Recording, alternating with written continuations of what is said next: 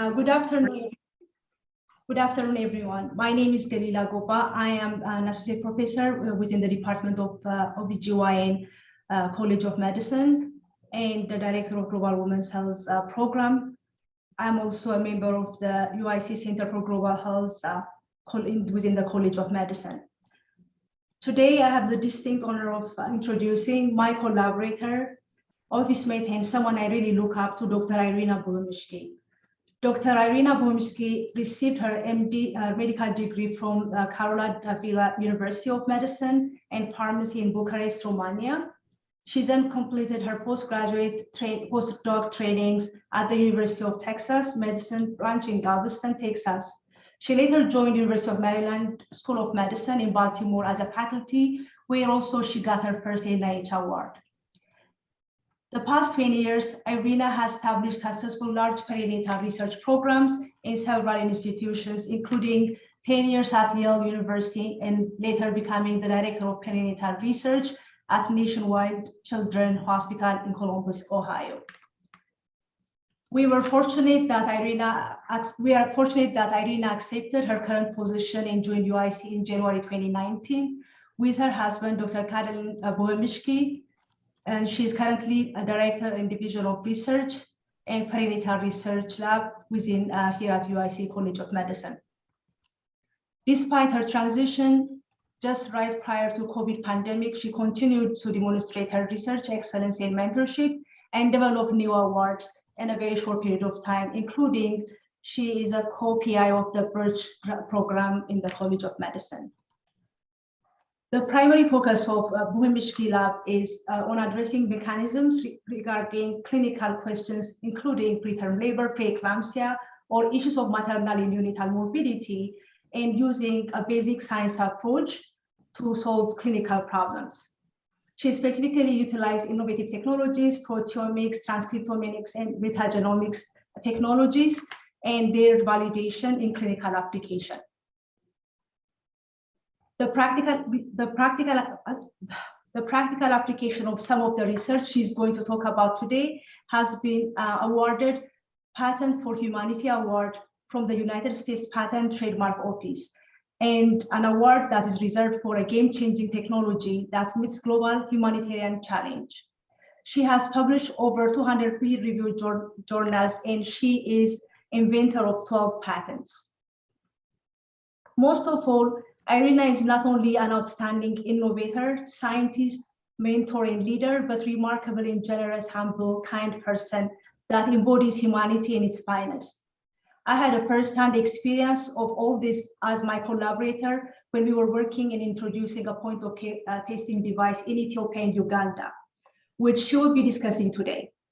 In addressing preeclampsia and its implications through her innovation, she models advocating for well-informed and equitable translational science practices in low-middle-income countries, including advocating for local manufacturing and transfer of knowledge and expertise to grow local capacity. Her innovation in research center benefits not only women, but also she centers it around empowering them to take control of their health. It's my honor to introduce you, Irina, so thank you very much for this opportunity. Thank you, Galila, and thank you to the Global Health Center for inviting me to this colloquium. I should share my screen, I suppose.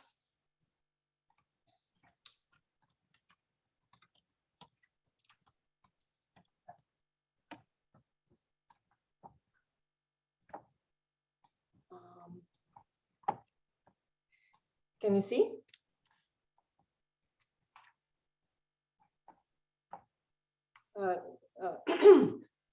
Hi, everybody. Irina, we have the presenter view. Okay. If you can switch, yeah. Yes, just a minute.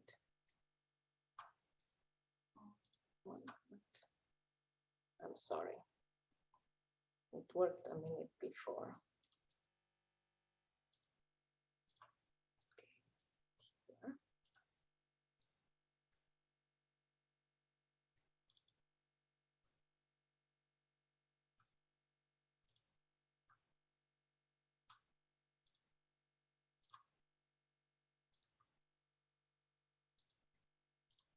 Okay. Is this fine? It's fine. Yeah. Yes. So thank you, Gelila, for this introduction. I'm really honored to be presenting here today. So I will talk about the challenges and opportunities in reducing maternal mortality, especially as it relates to preeclampsia. So I will have to acknowledge the fact that some of the concepts I will be presenting today are part of patents on which I'm co-inventor, and some of this has been licensed to companies where I have a consulting role. But my funding has come from NIH and from USAID, Bill and Melinda Gates Foundations, and more recently from Grand Challenges Canada, and I'm very grateful to those making this possible. As everybody, I think, in this audience knows, in September 2000, the United Nations has signed the Millennium Declaration, which commits leaders to combat poverty, hunger, disease, illiteracy, environmental degradation, and discrimination against women. And they voiced 8 Millennium Development Goals, which are listed here. These and the MDG are all interdependent in the sense that they all influence health, and health influences these. For example, better health enables children to learn, and then adults to earn. So gender equality is also essential to achieve better health, and reducing poverty, hunger, and environmental degradation positively influences health and well-being of the world. 2 of these, MDG 4 and 5, are directly related to child mortality and maternal mortality. So I will reflect more on those. Goal 5, which focuses on improving maternal health, aims to reduce by 3/4 up to 2015 maternal mortality ratio, and to increase the % of births attended by skilled health personnel. And target 5B was aiming to increase prevalence of contraceptives, decrease birth rate, increase antenatal care coverage, and address the unmet need for family planning. In 2014, when the UN realized that these goals are on the right trajectory, but they still have a long way to go, the leaders met, and they came up with a report and discussing what they would need to do as next steps. The direction was good, but there was still work to be done. And they made an interim analysis of what was done. Interestingly, what they found, so here are the actual goals, and this is the decrease that was incurred, for example, in sub-Saharan Africa at the time of this report in 2015. So this was the 2015 achievement. They noticed that working on these goals in low and mid-income countries improved health also in the developing nations and the world as a whole. So the developed nations also benefited from working towards these goals. So they set out to put together the Sustainable Development Goals, which are actually, the period goes up to 2030. And these are wide-reaching goals, of which goals 3 and 5 are reflecting on good well-being and health and gender equality of women, and maternal, decreasing maternal mortality is part of both.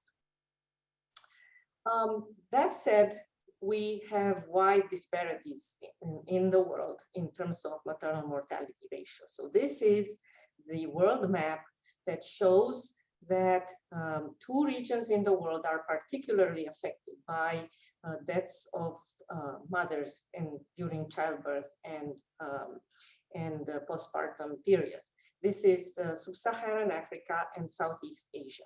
So risk of maternal death in Sub-Saharan Africa is almost 200-fold higher than in developed countries. And the lifetime risk of dying from pregnancy and childbirth is about 100-fold higher if a woman lives in Africa than she would if she would live in the other developed nations. And that is tremendously unfair. Presenter mode, it's changed, okay? Yeah, I'm sorry. Are busy, but I'm sorry. Sorry.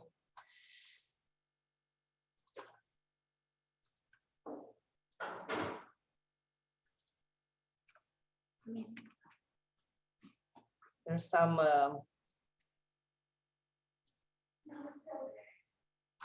it's still there? yeah. Okay. When you enter, can you go back down and enter the screen?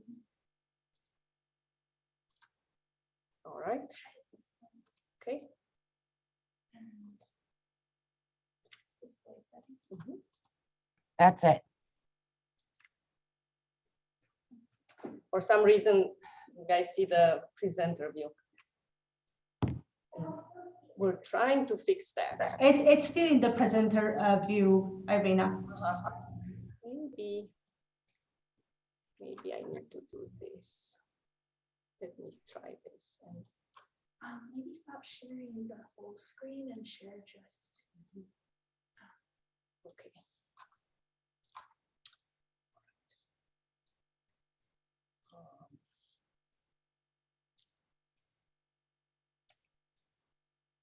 Try now. We have to share your screen. Oh.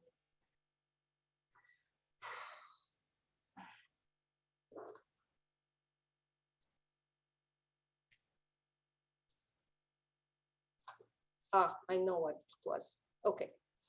Now I think it should be fine.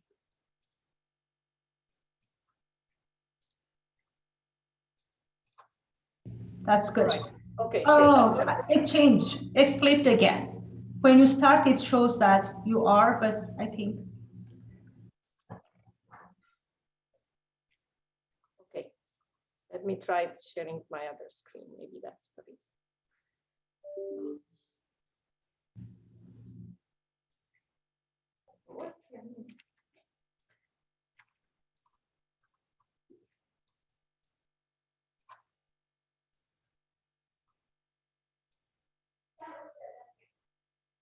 Okay. Now it's good?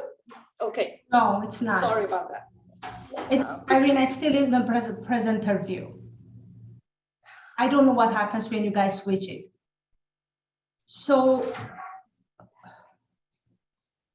Okay.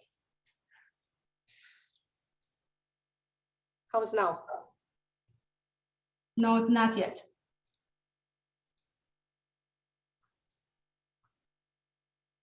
Can you try one of the bottom ones? Mhm. So I'm just scared to share that screen. How about now? It is, but change like. No, I won't change. Is that good? But go next now. Next slide. I think when you Oh, change yeah. next.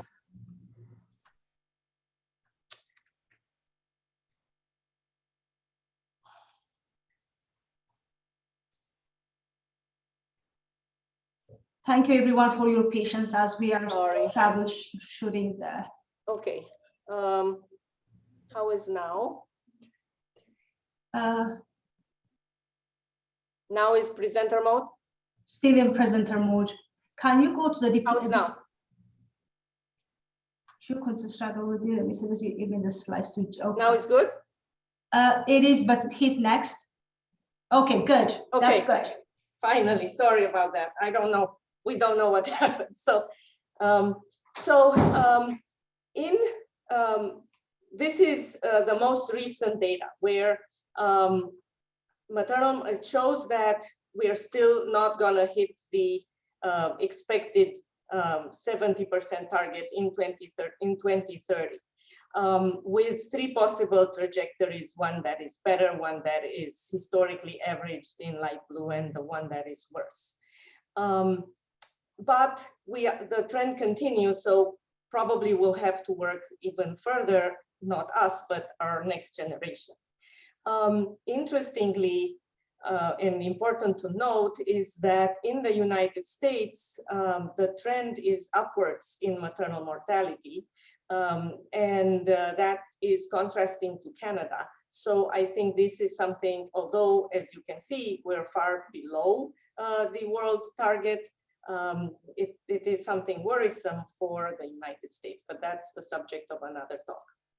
So what are the conditions that play and are related to maternal death? So most important is hemorrhage, so bleeding in childbirth. And that is, next is hypertension and this disease that I'm going to talk about, preeclampsia. And in terms of childhood deaths, neonatal deaths make up more than, 45% of the deaths under 5. And they're linked. So diseases that cause maternal deaths and conditions that, situations that lead to maternal deaths lead also to childhood deaths. So what is preeclampsia? It is a hypertensive syndrome that is specific to human pregnancy, although some animals have some forms of a syndrome that is quite similar. It has a debated etiology and pathogenesis, and investigators have tried to solve this problem for many years and understand it. It is called the disease of theories because of that. And it seems that the placenta has a role, although there are many cases of preeclampsia after the placenta has been delivered, and even eclampsias after delivery. It affects about between 2 and 10% of pregnancies. And in some comorbidities, almost 70% of pregnancies get complicated by preeclampsia, such as in women with chronic kidney conditions. And by definition, it affects women, pregnancies over 20 weeks of gestation. It's much higher incidence. There's a much higher incidence in developing countries. Nobody really knows why. And there seems to be a seasonal variation with so depending on summer and winter, there is less preeclampsia in the summer seasons. It has a high maternal and perinatal morbidity and mortality, as I mentioned, but most maternal deaths from preeclampsia occurred in low and mid-income countries. In high-income countries, it is the leading cause of indicated early delivery. And for that reason, the largest indicated reason for indicated delivery, which leads to prematurity, and the comorbidities related to that. Maternal morbidity, mortality is highest in rural areas and poor communities which have deficient healthcare system, and that is equally true for both low and high income countries. Clinically, what is preeclampsia? So it is a collection of ill-defined subtypes and signs of symptoms. So, and it's defined by the combination of hypertension and other signs and symptoms, such as proteinuria or signs of neurological signs. And together, because of different definitions, we talk about severe features preeclampsia or mild preeclampsia, or in the new definition, it's called without severe features. Or when it occurs in the context of chronic hypertension or chronic kidney disease, we talk about superimposed preeclampsia. There's also a form that is accompanied by hemolysis, elevated liver enzymes, and low platelets, which is called HELP syndrome. And there's debate whether this subtype is part of preeclampsia or it's a different disease on its own. And in its most severe type, it leads to seizures, which is called eclampsia. But not all preeclampsia progresses to eclampsia with seizures, which makes this syndrome even more confusing to many. Importantly, there is the risk of these acute, potentially life-threatening complications, which are quite problematic because they have high mortality and morbidity, such as stroke, kidney failure, liver rupture, abruption, disseminated intravascular coagulation, and, as I mentioned, maternal death, with long-term quality of life impairment and importantly, if there is prematurity, there is the risk for prematurity and complications to the newborn. There are some historic trends in high-income countries which are worth mentioning. Because in these high-income countries, most decline in maternal mortality has resulted from better care of preeclampsia and eclampsia. And between 1940s and the 1970s, there was a 90% reduction in eclampsia, and which led to a 90% reduction in case fatality from eclampsia. So there were so women were dying less from eclampsia, which has resulted in a decline in maternal mortality. And that was due to two important policies. One was the widespread use of antenatal care, and the second was the systematic screening for hypertension and urine proteins, along with the increased access to hospital care and magnesium sulfate, which is not a therapy for preeclampsia, but it reduces the threshold for seizure. So it's less likely for a woman with preeclampsia to develop eclampsia. Then timely induction in labor delivery and eventually cesarean section, and improvements in neonatal care, which are important to deal with the burden of prematurity, which results from this early delivery. So going back to diagnosis of preeclampsia, in order to act upon, one needs to know who is the population that needs targeting. So diagnosing women at risk for preeclampsia or with incipient preeclampsia is important to prevent the disease from progressing to these severe forms. So the constellation is the combination of hypertension, proteinuria, different signs and symptoms, laboratory analyses, and in some diagnosis and older definitions includes the growth of the fetus, which is done via ultrasound. The problem is that these definitions are constantly changing by different boards, which are located in high-income countries usually, and many of the current diagnostic criteria are not feasible for providers in low and mid-income countries. And newly proposed criteria and new proposed workup is still not feasible for low and mid-income countries, or even the US, because, for example, monitoring a pregnancy with increasing number of ultrasounds will just increase cost. And that is not feasible either. So there's a provider factor because there's high uncertainty of who has preeclampsia or not, which leads to these rule out workups, which add cost and sometimes in low and mid-income countries are not possible. And whether one should wait or intervene, which means postpone delivery. And gestational age is a factor because if pregnancy is early, there's a burden of if I deliver this pregnancy, would the baby die? So the burden of that decision lays on the provider, which leads to this provider factor. There's also patient factors which relate to the necessity of the patient to have self-awareness of her own signs and symptoms and engage in her care, which leads to the importance of health literacy, general health literacy, and around preeclampsia as a danger sign. Geographical access is important, and socioeconomic status. And very important is the patient-provider relationship, so that the patient sees value in her attending antenatal care, which because some of these patient-provider relationships are not perfect in LMIC, there's low uptake of antenatal care, hence women come late. So there's an active research active area of research around biomarkers and the need to make the diagnosis of preeclampsia more objective. There's many analytes have been shown to be either increased and decreased, and many labs have been working on that. But there are many challenges to adding a biomarker to workup of preeclampsia. That is because it needs to be universal. It has to be to perform the same across gestation in women with twins or triplets, and if they have comorbidities such as chronic hypertension or kidney disease. Needs to be rapid so that one can make a clinical decision.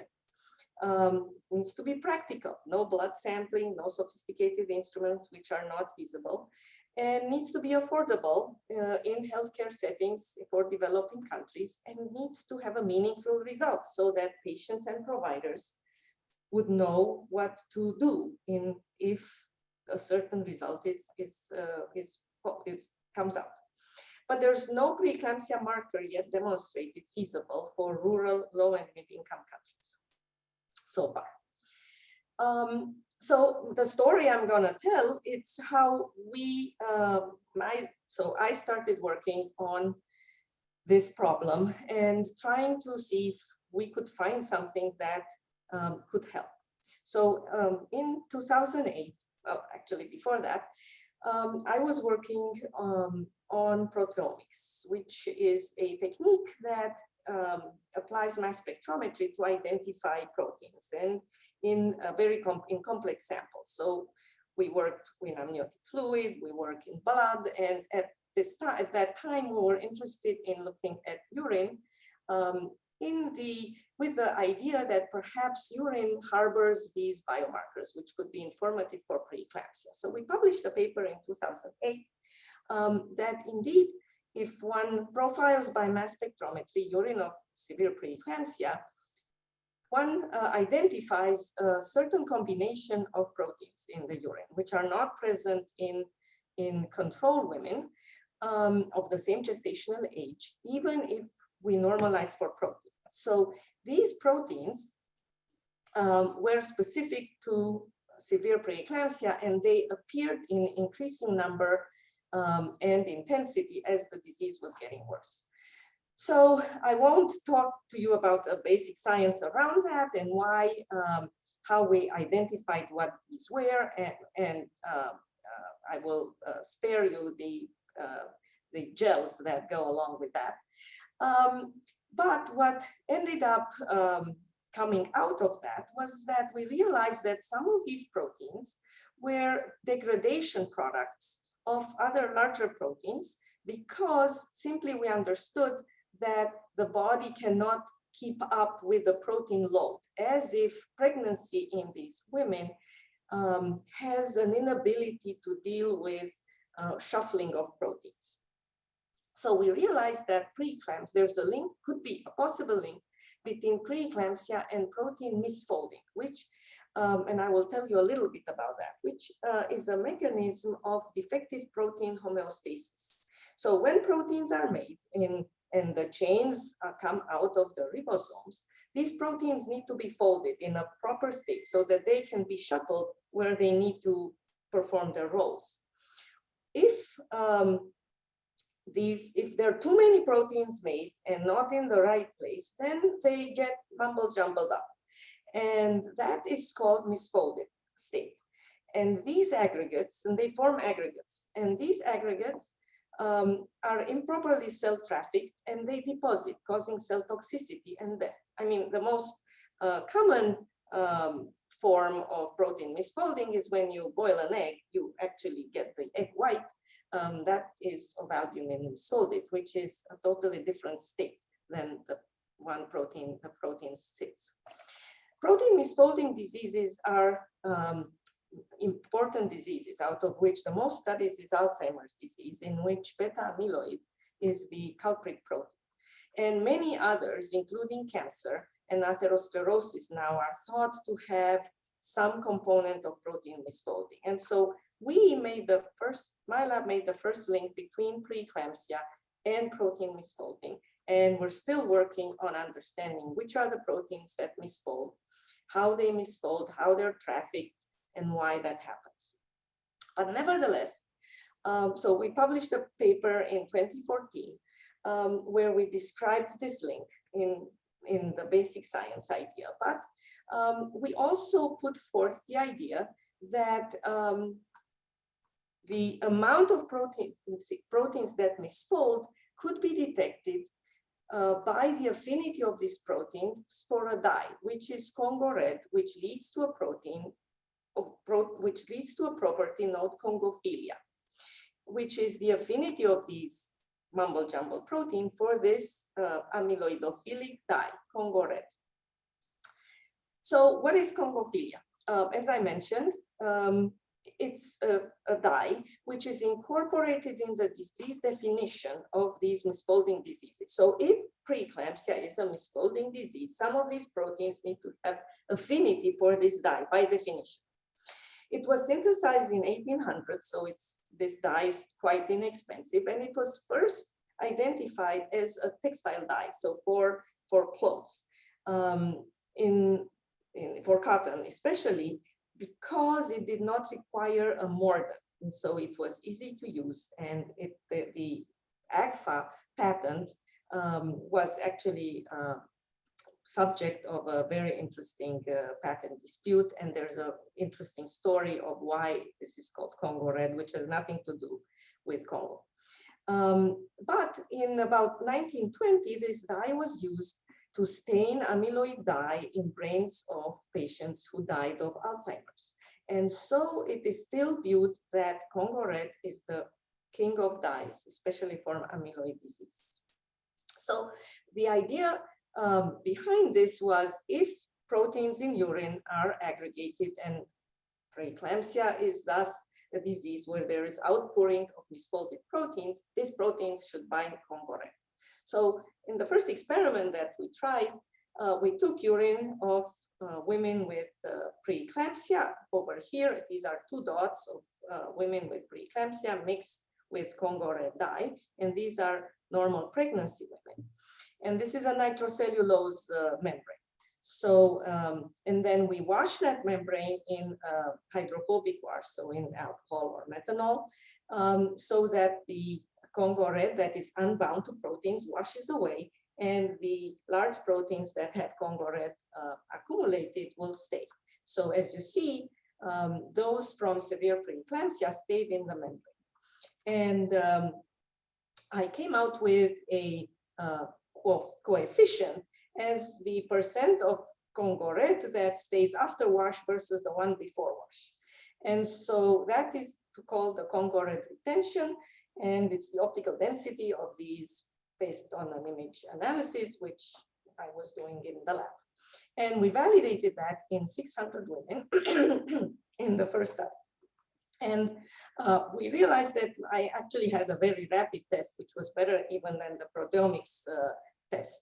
So we, in this validation cohort, there was more than 80% sensitivity and specificity, keeping in mind that we're not really sure who has preeclampsia or not, but what we took our gold standard were women delivered indicated for preeclampsia, although there is some variability in who gets delivered or not, especially later in gestational age.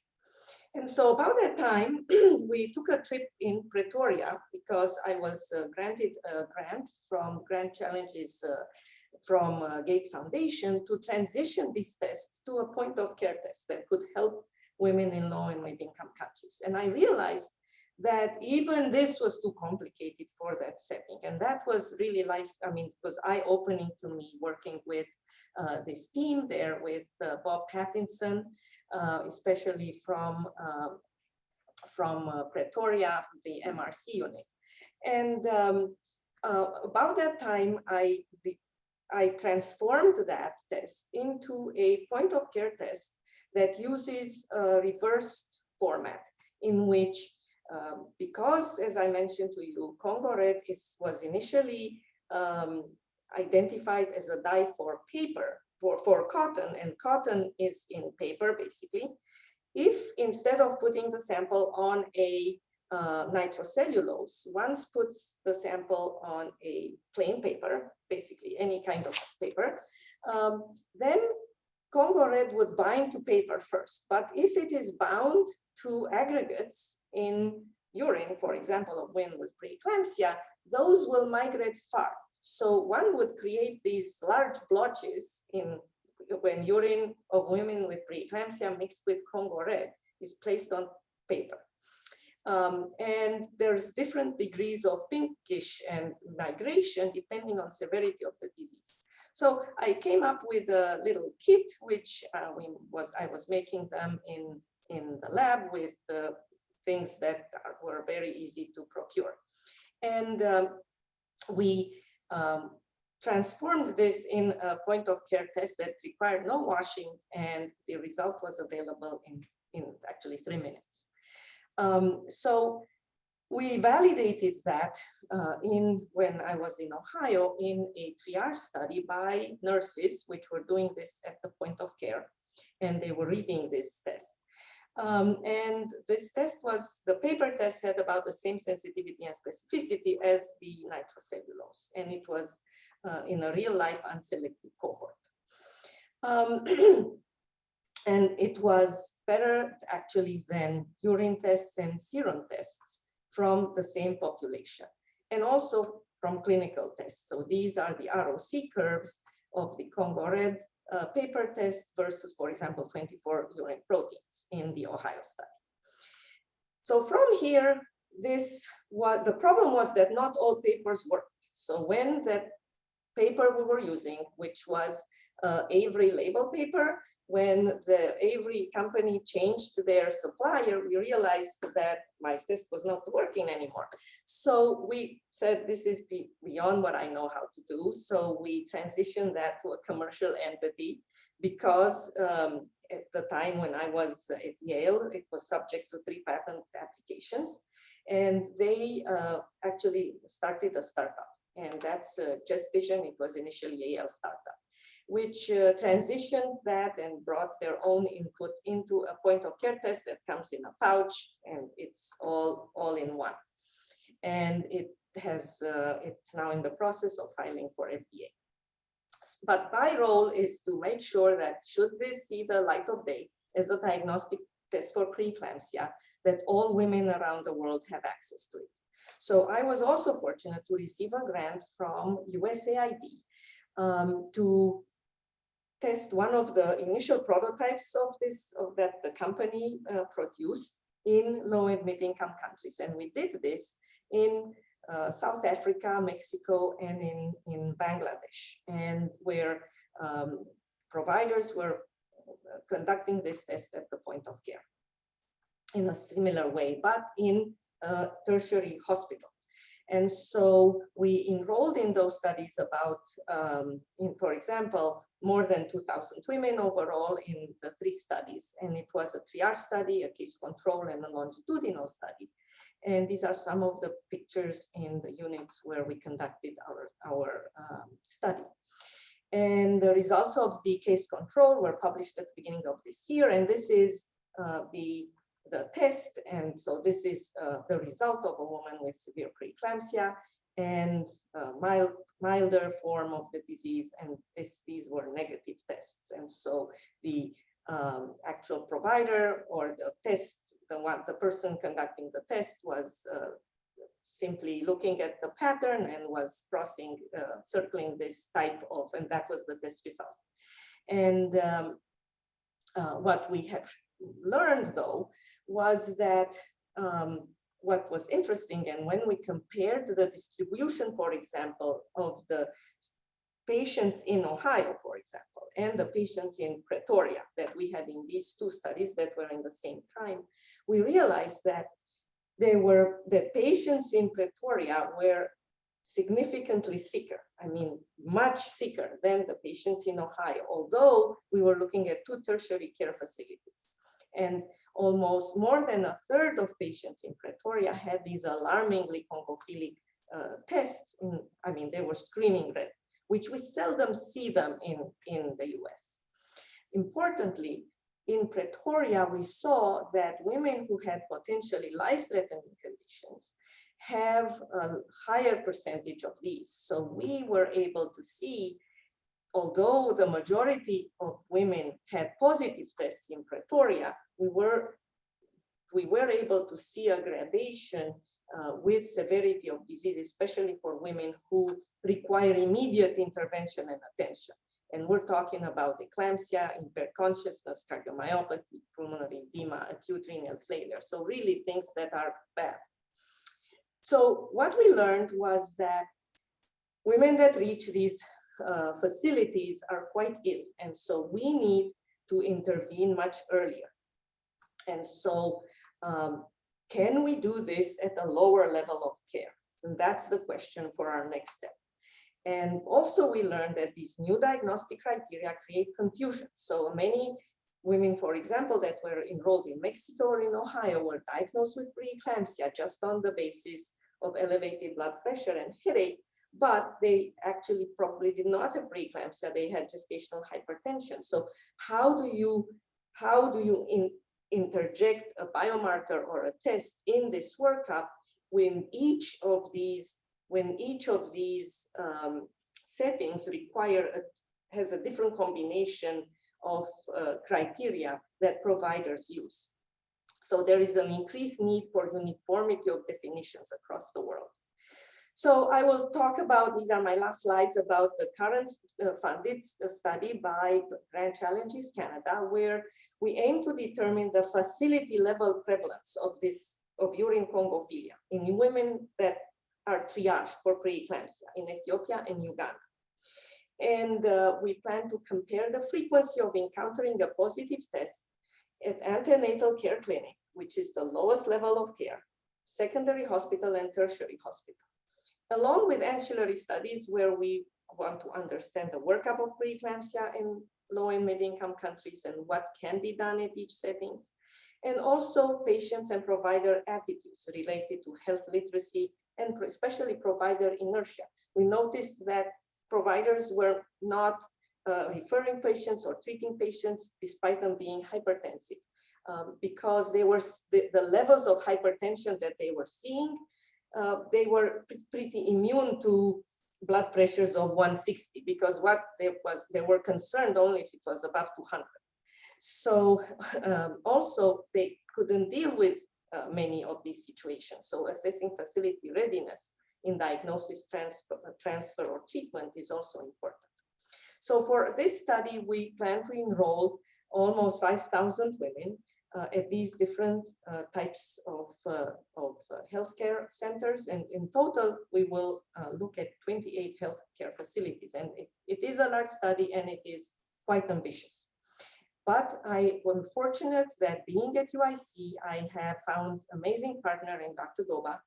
And through her network, we partnered with leaders both in Ethiopia and in Uganda. And our story is to be continued. And I hope she will give that back next talk. And I will take questions and see if there's any other issues that I can answer. Thank you. Thank you, Irina. I think we have some minutes now, about 20 to 30 minutes, Jean. Yes, yes. Okay.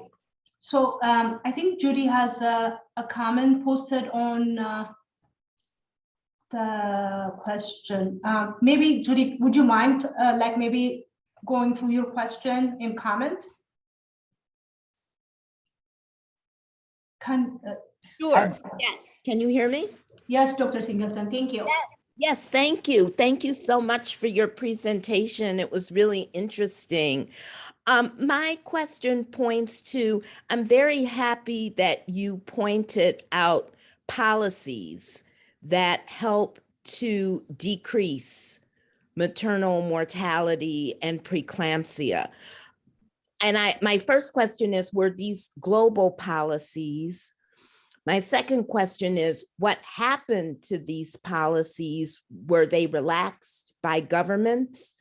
And my third question is, why do you think we're seeing a rise in maternal mortality and preeclampsia? And I want to, point out the United States has the highest rate of maternal mortality and morbidity of any developed nation. And we recently passed legislation to tackle this, but yeah, I didn't know about that decline, right? What happened, I guess? I think this is it's a great question. So I think what happened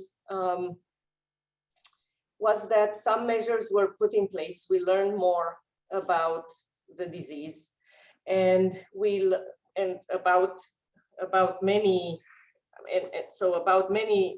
issues. And I think policy is important. For example, reviewing each case of maternal mortality is very important. And I think one of the things that was done was really the thorough review of maternal mortality, so that each case is reviewed. And I think some of the countries in Africa are actually doing that part of their policy. And I think some of that has changed. So that period in which has extended to up to 1 year. And for example, in the US, maternal mortality, even gunshots are still counted if they're within that time period, which are direct and indirect. So there needs to be much more granularity. Nevertheless, so I think we undeniably can say that the US has, between the developed nations, a maternal mortality rate which is unacceptable. And that's why I use Canada by comparison.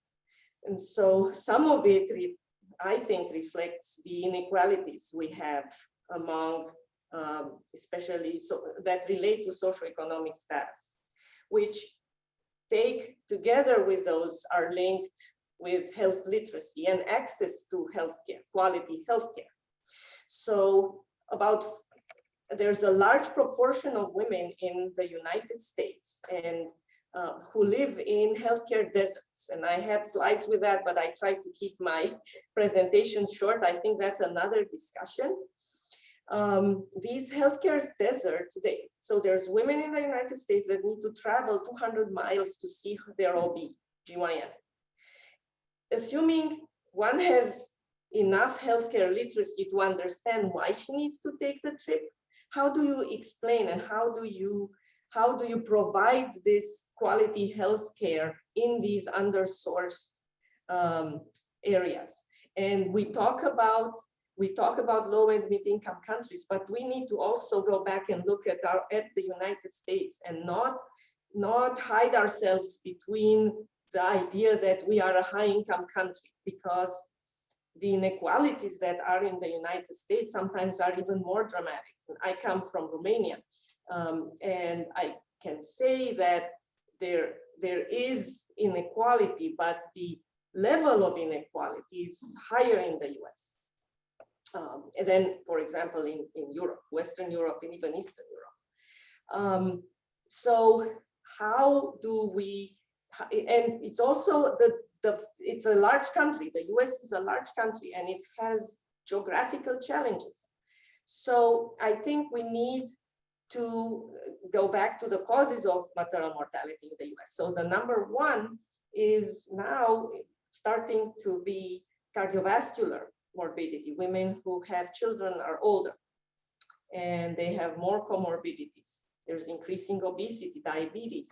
We see pregnant women who have kidney transplants and other conditions which now make possible having children in the context of these comorbidities.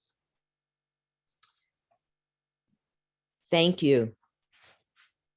I probably, Dr. Singleton, I want to add, outside of mortality related to hypertensive diseases, at least globally, a large gain was made when there was access to abortion and access to contraception. There are a lot of large studies around many countries, but yeah, I agree. At least in not Bangladesh, in one of the countries, access to midwifery and trained births was one of the important things, which probably is important. Yes. Yeah. And they are linked. I think they're linked, and it will be unfortunate and interesting to see how these measures in some of the states that have the higher maternal mortality now are rolling back some of these abortion laws. Yes. And I think we will see increases in maternal mortality that are linked. Yes. Thank you.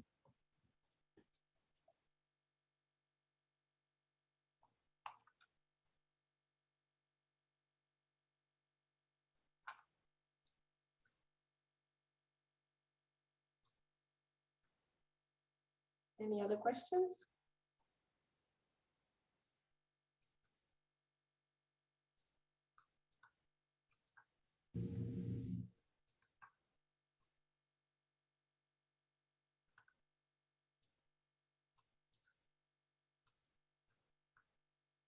So you see, there is a question. Okay, you're ready for. So yes, so the question is, we regularly use 140 or 90 as a cutoff for diagnosis.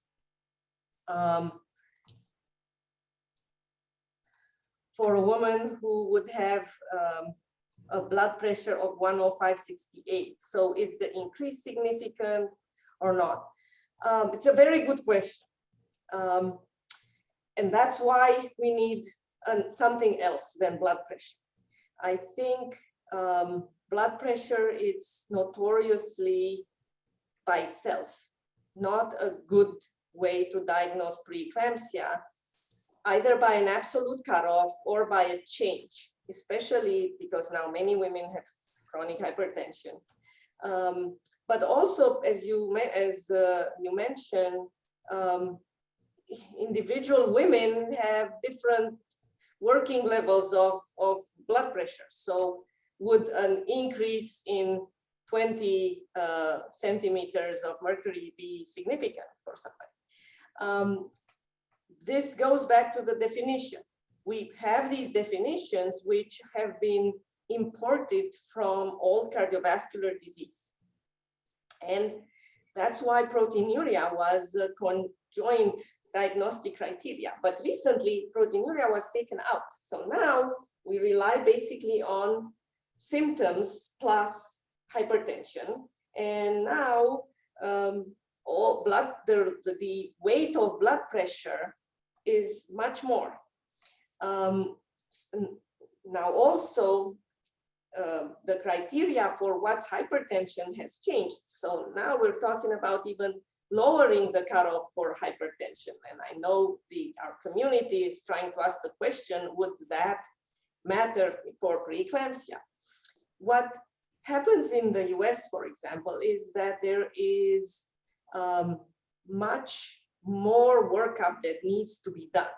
So there are many more women for which have unnecessary interventions and even unnecessary preterm birth, when perhaps treatment with antihypertensive would be warranted. There was a recent paper that came out, I think this week, in New England Journal of Medicine, that claims that treating hypertension by itself leads to decreasing preeclampsia. I particularly read that actually treating hypertension leads to erroneous diagnosis of preeclampsia, which begs the question, shouldn't we have a better marker for preeclampsia?